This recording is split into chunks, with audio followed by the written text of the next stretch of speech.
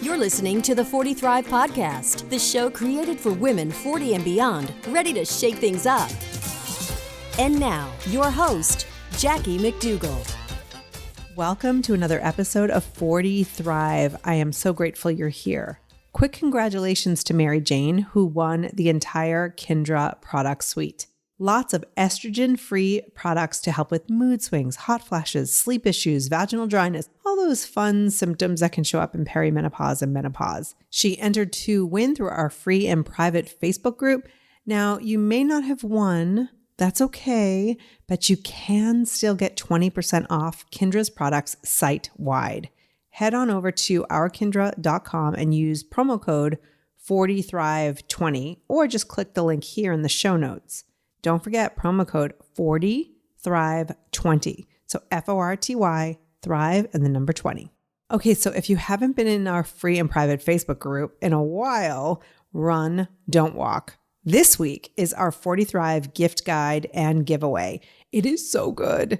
Thousands in products and services from some of our incredible 40 Thrive podcast guests. I'm talking one-on-one sessions with Diane Wingert, who's a therapist turned life coach, and Courtney Townley, who will help you make your health the number one priority of 2021. You could work with career expert Amber Beam. You can take a feng shui course with the amazing Patricia Lohan. There's weight loss, human design, tools to ask for what you want. It is jam-packed. All of these gifts have been provided by our 40 Thrive podcast guests. The link to the community is right here in the show notes. Enter to win today and start living the life you deserve in early 2021. Alrighty, so I could spend the next hour just talking about all the things Dr. Michelle Cooley-Strickland has done. Head over to the show notes to read that. I'm going to try to sum it up with the Cliff's Notes version. So let's see if I can do it. Dr. Michelle Cooley is an award-winning licensed psychologist, a professor, a researcher, a podcast co-host. It's a lot. I was on her podcast, She Built It, earlier this year. I'll link to that in the show notes. But she's appeared on Extra, Oprah, Today Show, CNN, and The Early Show, among others. Her private practice specializes in helping women build life skills that empower them to be their best selves. Who doesn't want that, right? One of the reasons I wanted to talk to Dr. Michelle is because not only is she brilliant at what she does, she's actually quite masterful at adding and subtracting things to her life when she wants more or less of something. How many of us have full-time jobs or businesses or other things that we keep doing because that's how we set up our lives? Dr. Michelle could easily just run her private practice or just do her UCLA research or teach or podcast.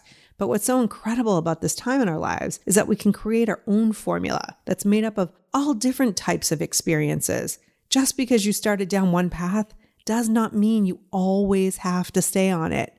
Or maybe you want a couple paths. That's cool too. It is your life. This time right now, especially in 2020 when everything is up in the air, is a great time to try out some things and maybe diversify what you're doing to pay the bills. Start a side hustle or cut back on the things that deplete you. Only you really know what would be best for you. But I hope this episode will inspire you to reflect on how far you've come and get really honest with yourself when you think about what the future would look like if you tried a couple new things. I got to tell you right now, if you don't yell, hell yeah, at least a dozen times during this interview, well, I just don't believe you. Dr. Michelle is phenomenal. All right, are you ready? Let's talk to the multifaceted, multi-talented, and multi-passionate Dr. Michelle Cooley-Strickland.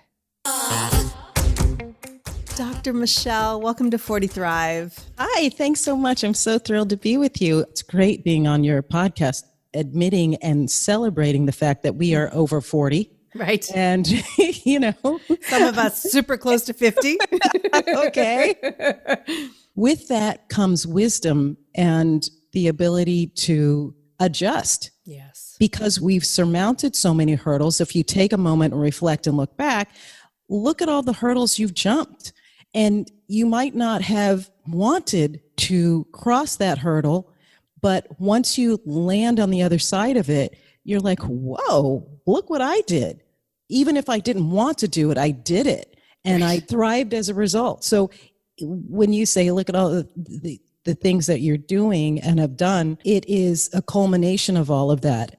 There are so many people out there that I speak to on a regular basis who feel like, well, I took this path. I wanted to be a therapist. I wanted to be an entrepreneur. I wanted to be a teacher. I wanted to be whatever it is. Insert what it is you want here.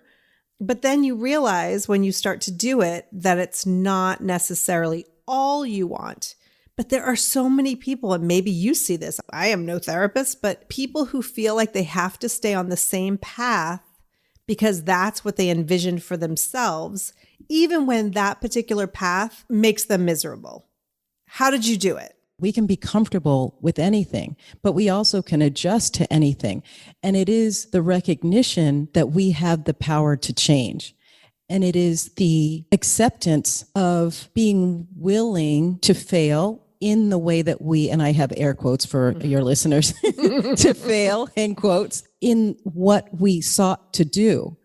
But we will always succeed in landing where we should be. And you start off thinking that I decided I wanted to be a nail technician. Okay, great. I'm a nail technician. I'm doing this. Okay, this is going on and on. This is my 5th year. This is my 7th year.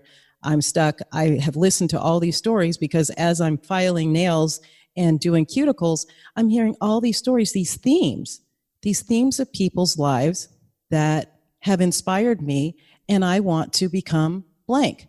Well, I believe in the power of education.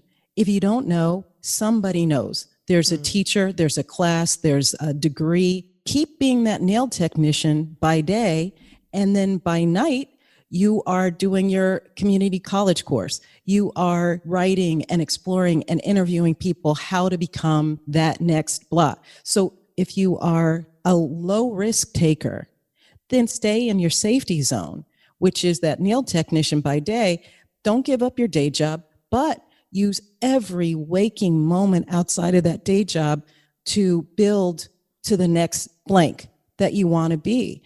Right. And the thing is, we live so long, and for our listeners who are in their 40s plus, say you're 50, you still have a good, solid 30 years plus, because that's conservative 80, to still live. So if you're not doing what you're passionate about, what you're thrilled about, you still have 30 years to keep doing what you're not passionate about or you're not thrilled about.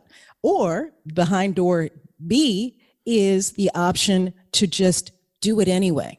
Do something different with your life. And if you need reminders or inspiration or the how-tos or to learn from authentic people who have not 9 times out of 10 had a linear trajectory towards quote unquote success, it's a jagged pathway that I did this and then I pivoted to that and then I pivoted to this and then I pivoted to that. And then voila, here I am. Right? Overnight success. As Hollywood loves to portray. I mean, it's the same thing as love at first sight, or they met and got married and Cinderella, they fell in love and lived happily ever after. No, there's a whole lot between what you believe people experienced to what actual success is. Right. It's very jagged, and it's okay that you're not traditional. In fact, you're probably better if you're not traditional in your pathway. Right. I think that everything that you have done, every conversation you've had, every experience leads you to where you need to be, in my opinion. And so yes. I see all the time women who are talking about reinvention, right? We talk about reinventing yourself in midlife. I call bullshit on reinvention because that gives us the idea that we need to start from scratch, that we're like starting over. And it's really not reinvention, it's innovation. So take all the things that you have, whether it looks like it's related or not, it probably is a big reason why you are who you are. And, you know, like you said, like we may have 30 years left. We may have 5. And I hate to say this, you know, they're like, oh, Jackie's bringing us down. But, but let's just say you have 5. Are you really going to just show up and go through the motions for those 5 years? You know, we're so fixated on having a lot of time left that what if we didn't? And I still think even more so that we need to go for what it is that we want. So I love that you're an example. Yes, you went through the schooling. Yes, you have a private practice. But yes, you also diversify with the other things that you do, because I think that we're all so multi-passionate and we need different areas in our lives to fulfill, whether it's our professional goals or our personal goals. But we're bombarded all the time with messages that are like, find one thing and do it better than anybody else. Like, and I don't think we're living in that world anymore. I don't think either. I think we have the option of not living in that world. I recommend that people look back at the happiest points in their lives. And sometimes it's high school, or it's middle school, or maybe it's college, or wherever it was. When would you say you were happiest? And what were you doing? What did life look like? So I was really happy in high school. I was really happy. I was on student council. I was a cheerleader. I was on the track team, and I had a part-time job at McDonald's, and I had to make some grades. Yeah. So I realized I like to have multiple silos. That makes me happy. It drives me crazy, but in a happy way. But if you look back and you were happiest in college, where the only thing you did was study, that's what you enjoyed. So be that type of person, because not everybody loves to juggle. Not everybody. And I think that that's one of the silver linings of this quarantine, which is, of course, got its horrors, but people are able to stop and pause. We push the pause button on life for a while. What do you miss? What do you enjoy? I realized I was so tired of driving. I would have clients sometimes doing phone clients in the car, in the parking lot. I'd get to the parking lot an hour early before my daughter's bus would get there, just to have the client. Or I'm making my computer a hotspot because I've got research to do. I was always somewhere driving. And with the beauty of virtual, I'm able to be in one place. At one point, I was spending, it's ridiculous, $600 I spent 1 month in gas. Wow. Because I was all over between my kids and my work and my workouts, which I'm dedicated to, all that stuff. That's ridiculous. But it is recognizing what works for you. So some people thrive in one lane. Some people die in just one lane. What makes you happiest? And don't just settle for comfortable. Settle for thrilled to get up at night and jump back and do some more. Because everybody's in bed and it's a good quiet time and I should go to sleep. Yeah, but you know what? I really want to write 3 more pages. I really want to paint that section of my painting. I believe in hobbies, in being passionate about something in life. And so maybe you can't change your career right now, but you can pick up painting or drawing or ceramics or reading because it makes you interesting. And if you are interesting to yourself, other people are going to find you interesting. And then you have more reasons to connect and engage, and that uplifts and empowers everybody. Okay, I love that. I think it's worth repeating. If you are interesting to yourself, you are interesting to other people. But that's not where it stops, because many people will be like, I don't care if I'm interesting to other people.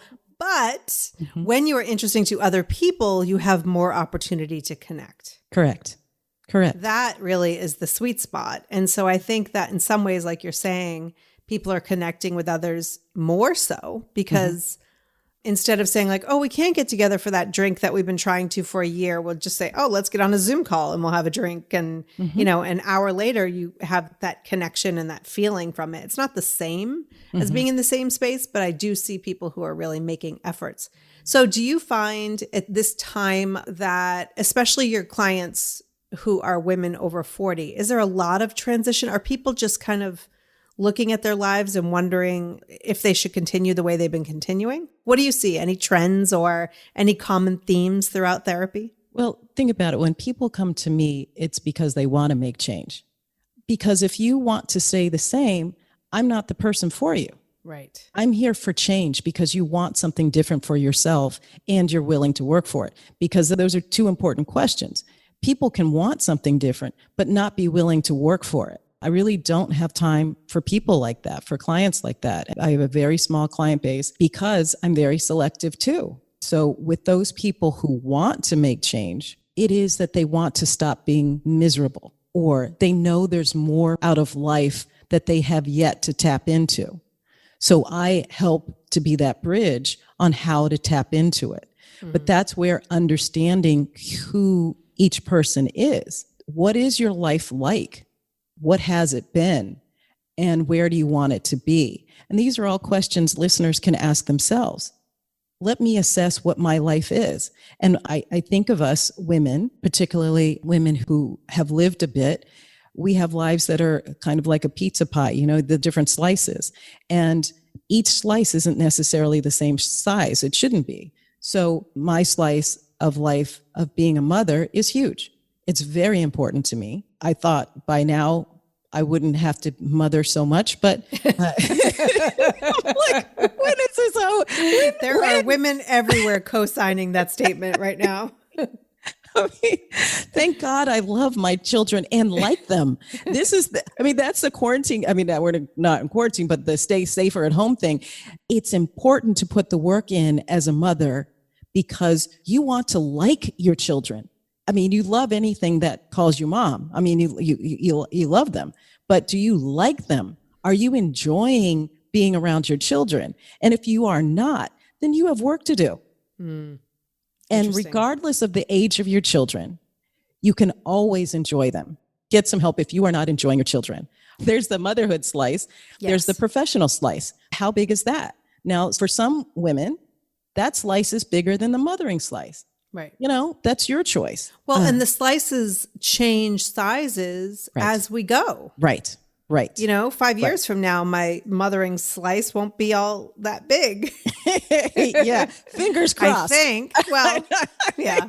Watch, I'm going to play this back in 5 years and be like, you were so stupid. But it keeps us going because that's part of our job, right? To help raise independent, autonomous human beings who make this world a better place. Right. That's our job.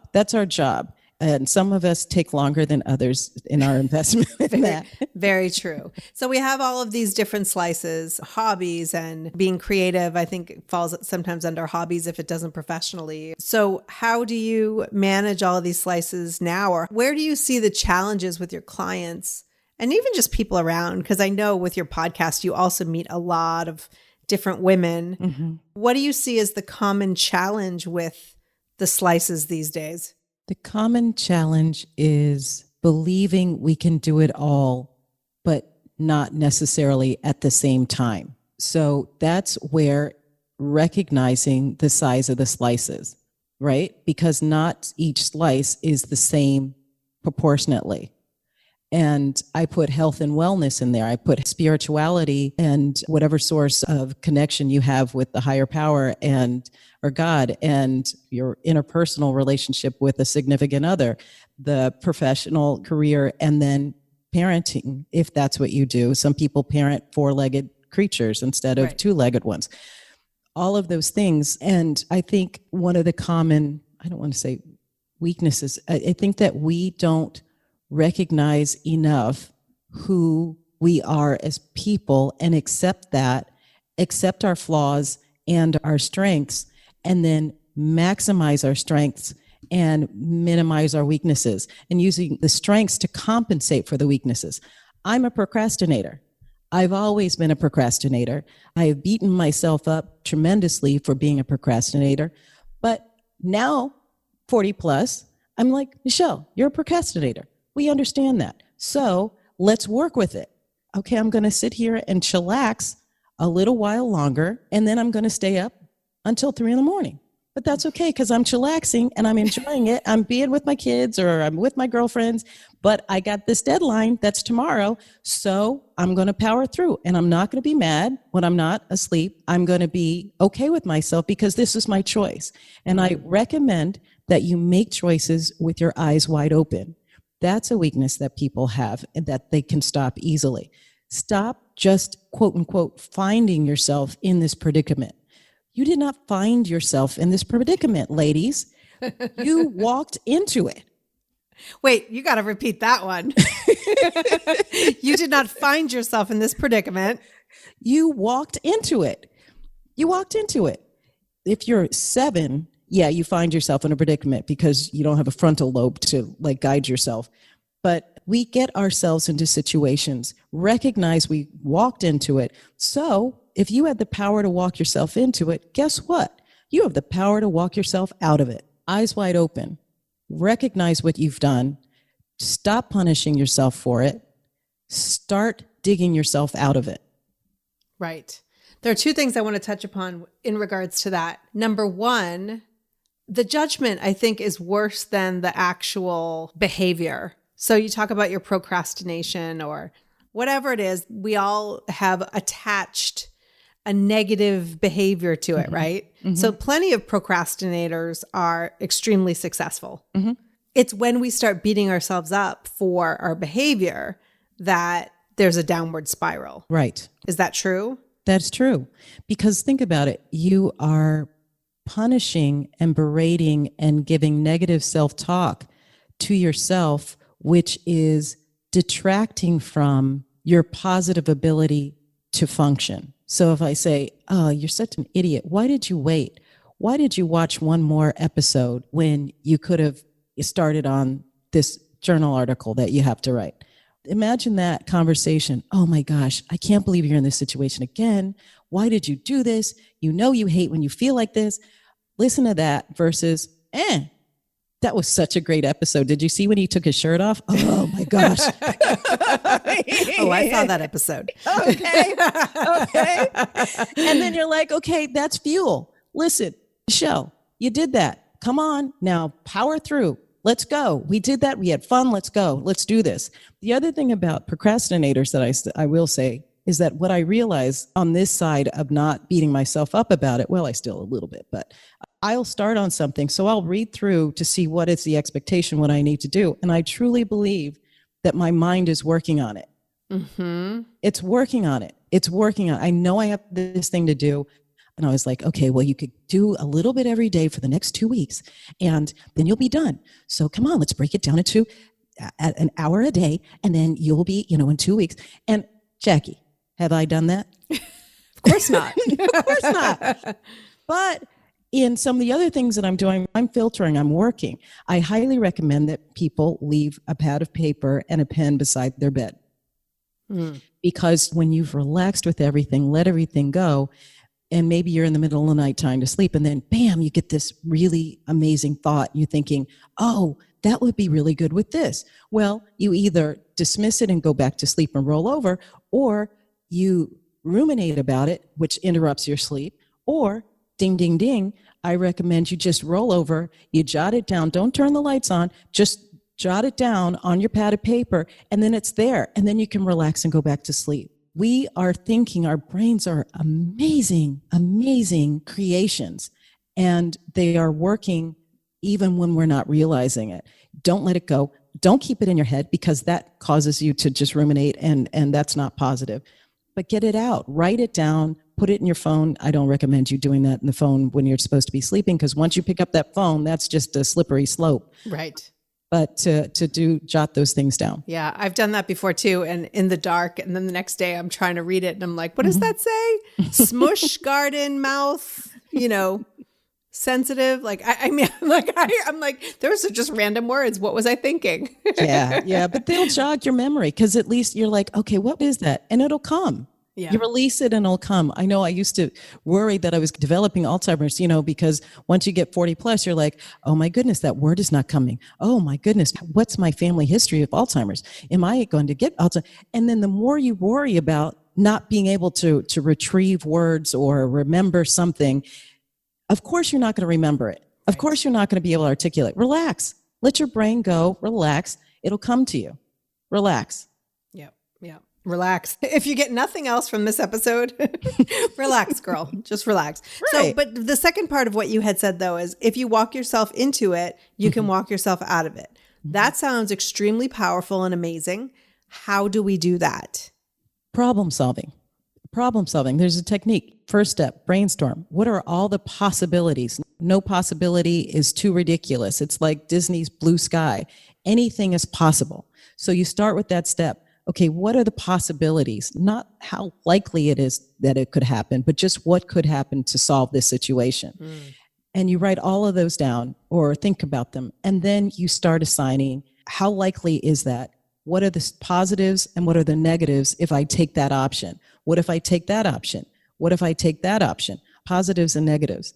And then rank order. Which is the best solution for me given my circumstances? And then you pick it. You pick the best solution. And then you evaluate how well did it work? Did it work well? Okay, great. If it didn't, why not? If it didn't work, then you go to the next viable possible solution. I think we as women surrender our professional minds when we walk through the door of our houses. We are great problem solvers at work. We are solution oriented.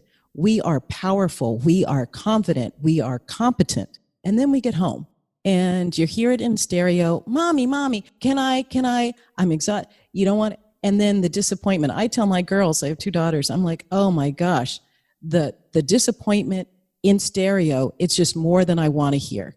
The nagging and the, mom, you make everything miserable. That's not all that I get. That's just when I say no. But you don't get that at work. You don't get people treating you that way. So take your work mindset to your home problems. Because if you had 2 subordinates who are complaining in not respectful ways, you would have to sit down and talk with them. Okay, this is not okay. This is the way we're going to work with each other. If you have a problem, this is the way you're going to express it. We have a suggestion box. Not really. But you know what I'm saying? Use those skills that you have in other places in your life and apply them to where things aren't working so well. Yeah. I think a lot of women, like, we take off our bra when we get home and we take off our problem solving skills. Like, we hang them both up, we drape them both over the treadmill and call it a day. So I think that there's a lot there. I love your problem solving idea as far as like your brainstorming and stuff. And I notice that too with the clients that I work with. Whenever I say brainstorm some solutions or some scenarios, regularly I get people crossing stuff off or not even giving themselves the chance to go there because they're thinking about how.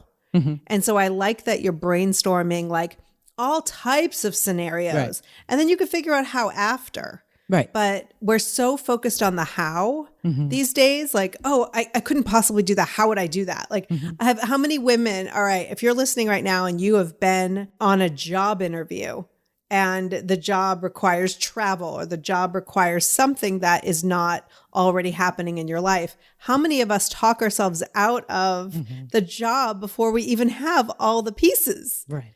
You know, that's what we do all the time because like, oh, how would I actually be able to juggle it all? I better not even try. So forget the how. That's my number one tip. Again, not a therapist, but we're so wrapped up in how we're going to pull things off that we don't allow ourselves the freedom to be creative about what we actually want. Very good. I think there's a theme among us women. It's fear of success. It's really not the fear of failure. It's the fear of success. How would my plate is already so full. If I got that job, how would I manage everything? I don't know. I don't think I can do it. Or I don't have enough expertise in that area that they might expect so much from me. Well, heck, it's all right. That's what's called learning on the fly. It's called community college online. Whatever it is, you can do it. Don't self-eliminate. Yes. Self-eliminate. I've never heard it put that way, and I love it. I had to like let that sink in for a second because that's what we do. It's like, oh, I would like to be a world-class speaker and travel the world and do all this stuff. And then someone's like, would you like to speak at this event? And they're like, I couldn't possibly get childcare. Right. I mean, heck, let me tell you, there have been many meetings that I have my kids sitting in the corner and with all kinds of electronic devices and like, okay, you have to be quiet. Yeah. For the next hour. And if you do, we'll go to Chick-fil-A. Yay! I remember being in the Costco parking lot. This was probably, 8 to 10 years ago. And I was on a work call. I was consulting and, you try to schedule it so you're in a place where you're not driving. You don't want to drop the call, the whole thing. Right. And I just remember going over to the Costco food court there and just getting those big ass slices of pizza and be like, here you go. And probably bribing them with something, the ice cream or whatever it is. Yeah. Sunday. If you just let me have this call. And, they did great. And it's funny, even when I would pick up at school, when I was doing that, my kids tend to look in the passenger side window as I pull up to see if I'm on a call. Okay. Because then they know that they just need to sneak in, close the door, and then we send on our way. Because that's the life we live in. Yes. We're multi-passionate, where we've got multiple streams of income and different things happening, and we're just juggling it all. So speaking of juggling it all, you have a robust career, family life, all of it. You work in your community as well. And then you're thinking like, oh, you know what I should do? I should launch a podcast. How did take us down that path? How did that happen? Because I'm all about launching podcasts, but at the same time, you had a pretty full life.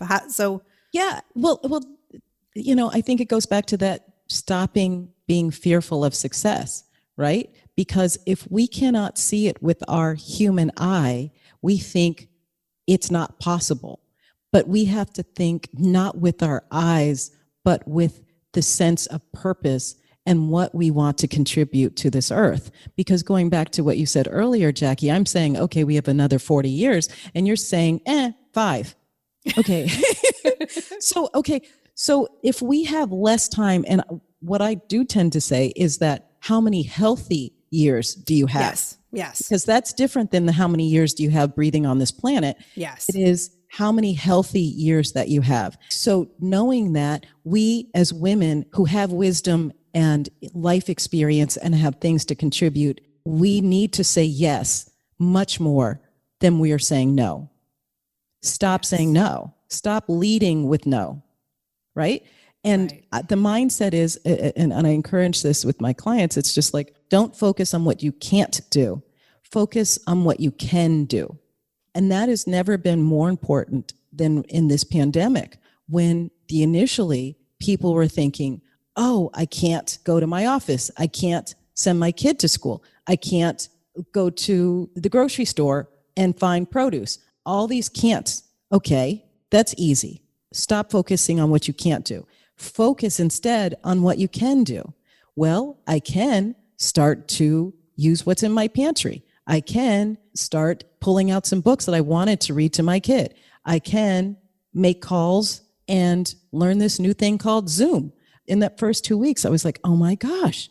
When it was supposed to be, quote, 2 weeks, I was like, oh my gosh, what can I do? I can't get to my UCLA office. I can't do my research. I can't see my clients in person. I can't. So I needed to regroup, recenter. And that's what we always need to do in times of stress and turmoil, is recenter. What is going to center and focus me? And so what I was thinking was, what can I do that I have not been able to do? I love to paint, but I hadn't been able to paint in a long time. And so I said, I can. I have paints in my attic. I have canvases. So I started painting. And I have this painting that I call Corona, because it's to remind me, back when we're out of this pandemic, that this is what came of it, and to remind us of how far we've come through this. So all these passion projects, we have time, because also I rededicated myself to fitness, but I changed it in a way that I said, okay, including the drive time and the parking and picking out my spot in the class, and then the drive time back. Oh, and don't forget the coordination of outfits. Put all to go to the gym. Put all that time together, and then still use that in my working out at home. So I have this great app that I work out with, and it's wonderful, but it also recenters me. It centers me to dedicate myself to health and fitness. In the 40 plus, I was a chunky kid. I was chunky in and out of adulthood. And it was something that I wanted to be healthy. My parents died relatively young, and I wanted to maximize my health. What can you do? I can't get to the gym, which I actually loved going to the gym. It's a whole culture and the people and all that stuff. Yes. But what I can do is use this app and project it on my big TV. So the can-do attitude versus the can't. As far as the podcast came about, the She Built It podcast with Melanie and Dr. Michelle, I'd wanted to have a vehicle for being able to reach people beyond one-to-one. And so one-to-one is, of course, being a psychologist, being a therapist, I've published nearly 50 journal articles and book chapters and therapist manuals. But if you actually look at the numbers of people who read them, it's international, but it's still not that many people, right? So what does that leave you with media options? Television, radio, podcasting. That's something I don't have to wait for Oprah to tap me and say, oh, here's your new show, Dr. Michelle. No, it's a DIY. You can do it. And it's incredible. I find it enriching in my life to learn from these women. And that's what I talk about, the zigzag kind of journey rather than the linear one, to enrich and change and pivot and leap in their own lives. Right. Are there any common themes with the women that you talk to as far as how they found success? Recognizing that fear is part of the process, that being fearful and taking risks is just part of it. It's not something to be avoided. It is something to acknowledge and do despite of, because there's no difference between someone who's extremely successful and someone who sees themselves as unfulfilled. It's just the effort. They push past it. Everybody needs courage. Courage is because you were fearful and you did it anyway. Right. Right? So it's not the absence. It's not the absence. It's despite it. Yeah. Yeah. I truly believe that conversations like this are really important because we're bombarded with, she's fearless. Mm-hmm. And I've done this. One of my signature talks at live events, remember live events? They're so fun. Is that fearlessness is BS. Right. Because we all think like, all right, so if I think of you as fearless, Dr. Michelle, mm-hmm. then I can say, well, she's successful because she's fearless and I have fear. Mm-hmm. So I'll never be as successful. Mm-hmm. So that automatically gives me an out mm-hmm. to like not even try.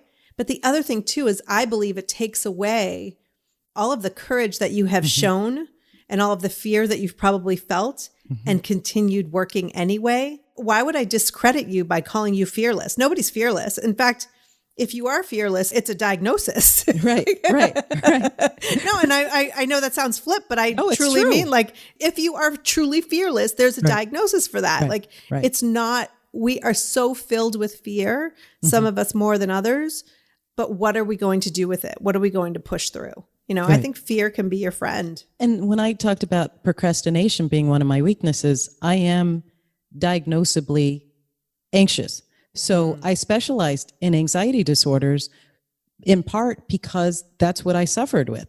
And I didn't know that there were names for what I was dealing with as a kid and as an adolescent, and then in college and in graduate school until graduate school. And I was like, oh my gosh, there's a name for this?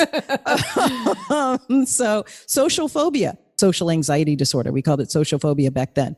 And I just did stuff even though I would have pools of sweat underneath my armpits. And I remember being in high school, I asked my mom, can I go to the doctor? Because I think something's wrong with me. Because I would, I get so anxious to have to stand up and give a presentation or give a talk. I told you I was a cheerleader.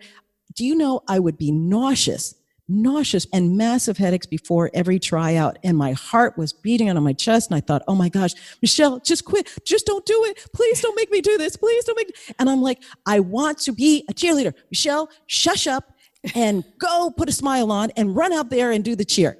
And so I would have these battles with myself and profuse sweating, like it would mess it right around my forehead. You see me pointing, mess up my hair. And not until I was in graduate school did I understand. And then I could start saying, okay, these are techniques that can help. Exercise, meditation, self-talk that's positive, not berating myself. Ladies, if people could hear the way you talk to yourself, are you being kind? Are you being supportive? Would you talk to your children that way? And this is the way I try to help people understand, what are you saying to yourself? What are those conversations? So with those pools of sweat and the anxiety dripping, I would just tell myself, listen, I'll be proud of you if you do it anyway. I'll be proud of you. Just try, just do it anyway. And that's how I kind of could get myself out of it, to give positive, supportive messages. We all can do that. The judgment, I'm telling you, that's the killer right there, right? And then also, we don't have to be courageous for very long. when you were a cheerleader and you ran out there, once you were out there, you were fine, right? Yeah. I was like, man, look at this crowd. This is the best. So it's not about sticking to it because that was easy. Right. It was about that initial leap. Right. Anxiety is the anticipation of things going horribly wrong, right? It is in our mind and our creativity and our imaginations that we're like, oh my gosh, this could go wrong. If I go and I give this presentation in front of these people, they're going to ask me questions I don't know any answers to. That's what kept me so calm with doing your interview, because you just said, just come on, show up. Just show up on my show. And I'm like, well, I need to prepare because I'm a consummate preparer. I really am, in terms of when I have things, I prepare, I over prepare. But with you, Jackie, I was like, man, she didn't give me any questions. I listened to some more episodes. I mean, I know your show. I've been listening to your show. I'm like, well, I know her format. It's lots of fun. And you just talk to a good friend. But I was like, man, so that kept me from getting anxious. I still get anxious. I have to give presentations. And so I also started meditating. I think we need downtime that we give ourselves to recognize we need to refill our fuel tanks in multiple ways. Right. And that's one way that really helps. It really helps to be more productive and more focused. And my older daughter said, Mom, you're different because you would have been fussing about this. And that's when I had realized, I said, this stuff must be working, because the only different thing that I did, because I'm not going to fuss about it.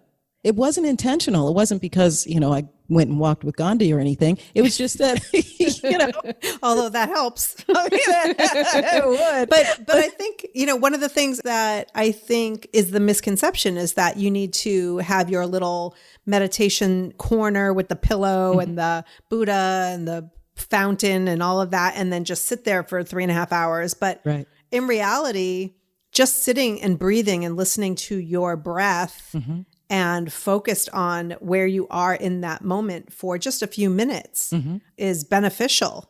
The funny thing is I believe that we as women like to poo-poo any idea that is actually that simple. Right. Like there's science. You're a woman of science. There is science to back meditation, even at 5 minutes a day. Right. And we're like, no, it can't be that easy. Yeah. Ladies, it's that easy. So do you feel like you have the opportunity to learn things and improve your own life through doing the podcast? Oh, my goodness. Come on, Jackie. Yeah, right? It is like my own personal TED Talk that we then get to share around the world, because it's tailored to women. These are journeys.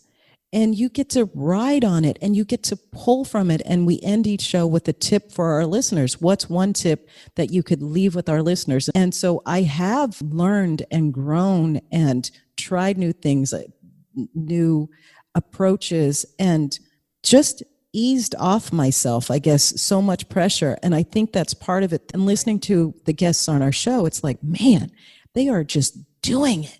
And maybe they're just leaping from something that they've been doing for 20 years and they're trying something new and small, but they're passionate about it. I love that. All of the things that you're doing are just making such an impact on the world. Now is the time to show up in big ways, in small ways. People always do that whole like go big or go home. Like, no, you don't have to go big. If that's not for you, just go tiny.